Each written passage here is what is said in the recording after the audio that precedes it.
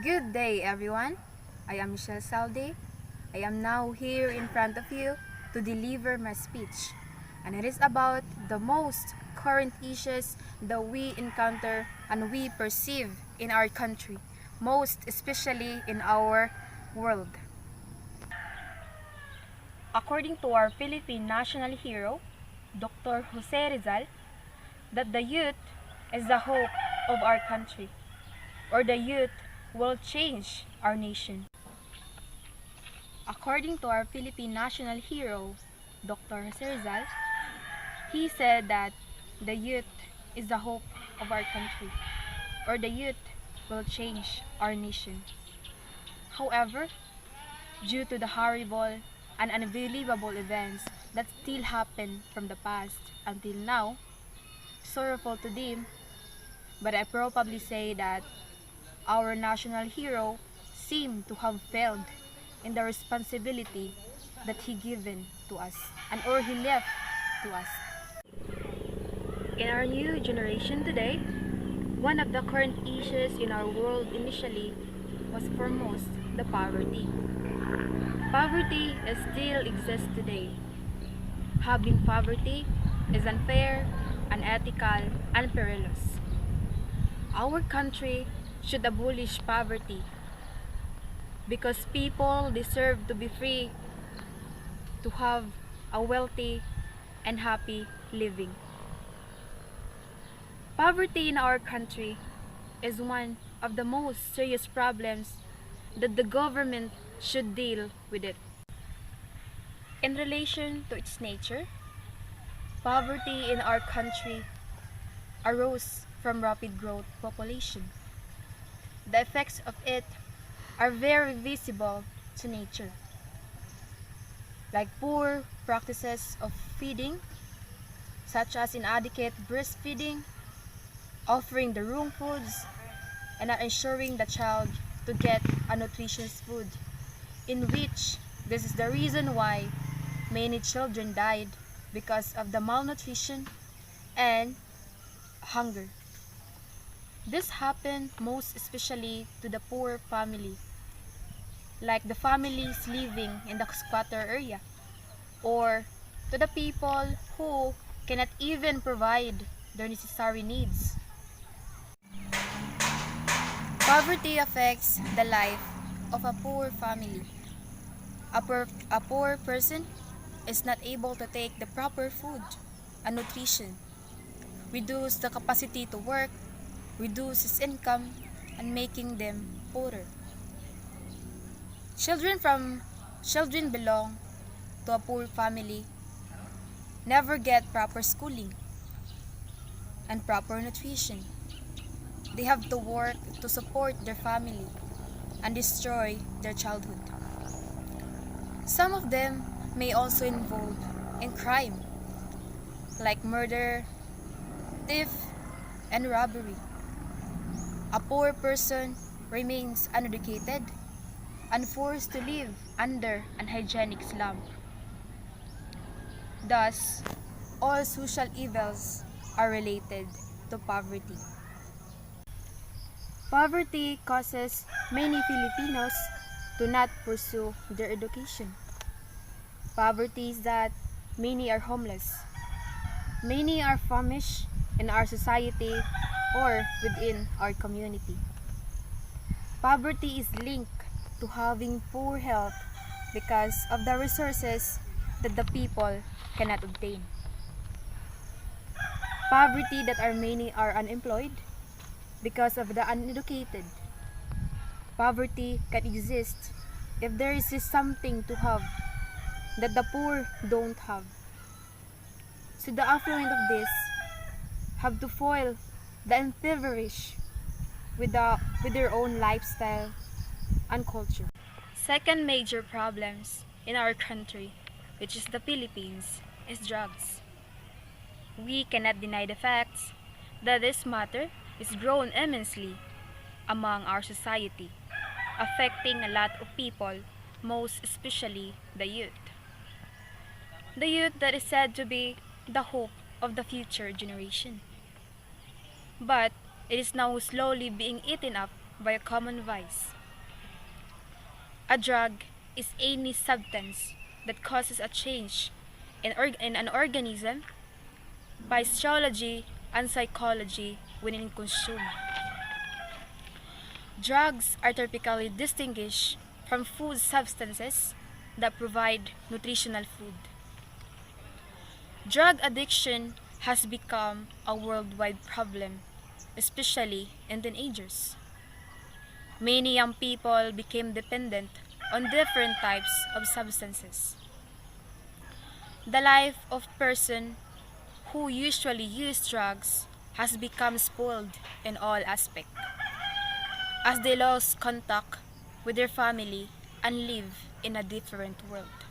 They spend lots of money on drugs and look for the ways to earn money illegally. If we compare the health problems, there are many dangerous effects of drugs. Unlike any other drugs that good for taking, like in a medicine for illness or diseases. Drug addiction is a chronic disease.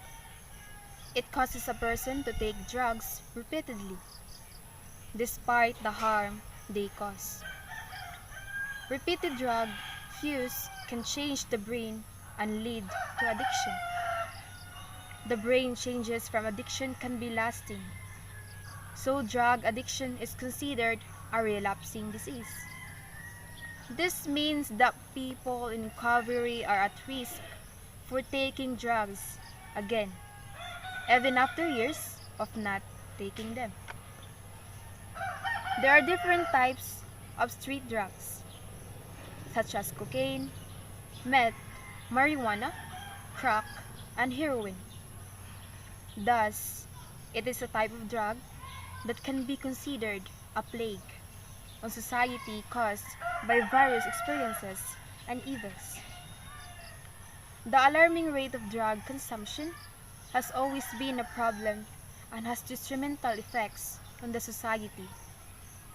Personal and family problems also lead to drug abuse among youngsters who fail to deal with personal obstacles.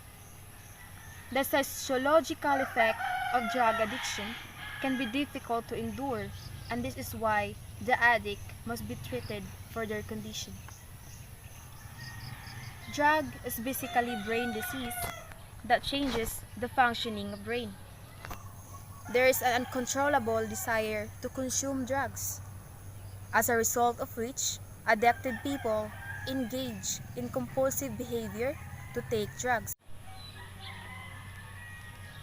The addict find if it is impossible to control the intake of drugs, as a result of which they fail to fulfill the day-to-day responsibilities in the efficient manner.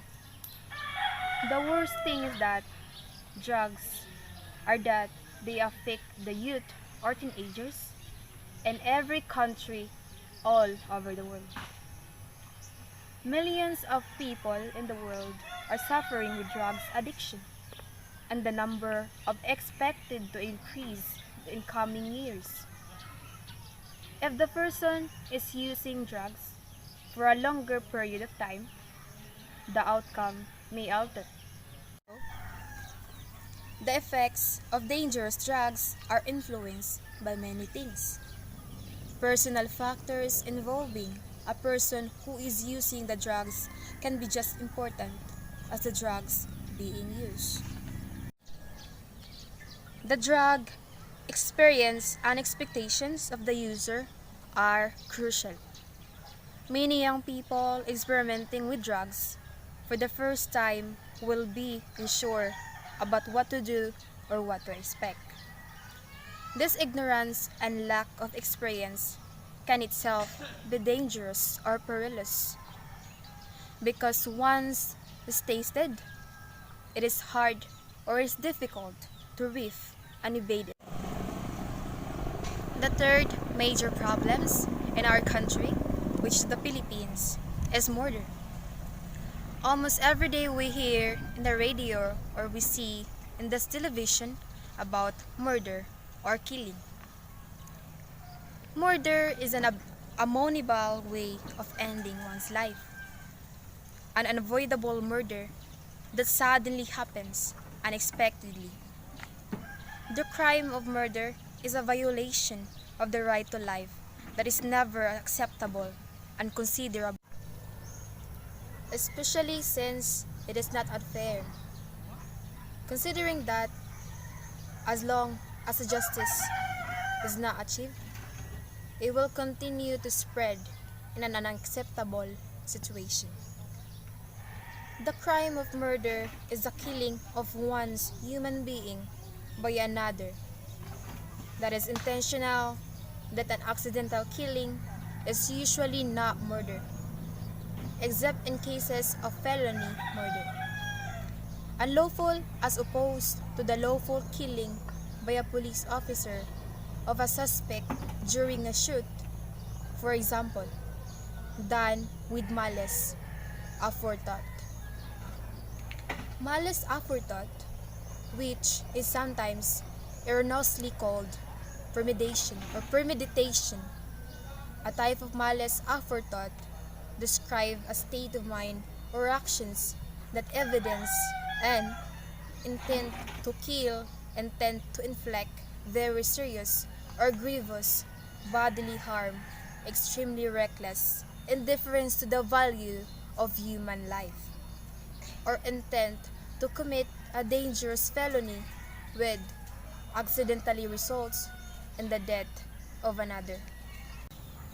Although the law on murder varies from state to state, most states recognize common degrees of murder. Murder includes premeditated murder, first degree to murder, unpremeditated murder where the defendant intended to inflict grievous bodily harm, second degree murder, and felony murder, death caused during the commission of dangerous felony. These all major problems could be solved through of this. Your curiosity should not be dominant, but should be dominated by the view that it is not good for you. All these issues or problems that are still here today and continue to exist can be solved and left behind by building your own pretensions. Live a life that is appropriate, not a life that is perilous. Your curiosity should not be dominant because you consistently know that it is unethical the way you live a life. If in poverty, it can be solved by paying enough attention to education in the Philippines, considering that many young people do not finish their school, which leads to early marriage. Because they are lack of knowledge, they do not know enough about marriage, which causes more poverty of our country. Poverty is a big problem of our society. However, even how big is the effect is making education, but it would never last forever. Let us just make an action. Find a solution. Find a way. Don't rely too much on others. Work hard. Be diligent. It is important to develop ourselves holistically. Love what you do.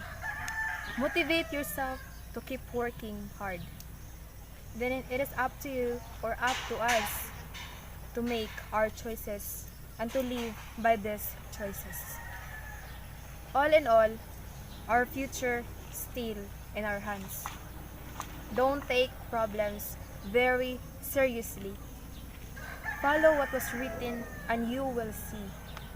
Time will come and you cannot even notice that you had already escaped the reality of the poverty.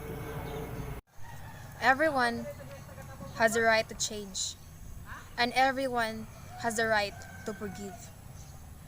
Justice is not immediately obtained by killing the offender. But we also do not blame the victims if they think so. Because there are times when outcome is really serious or unclean. In this situation, let the senior or let the court judge or decide the compensation will be.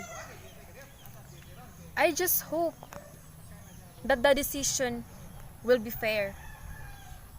But I can only say one thing.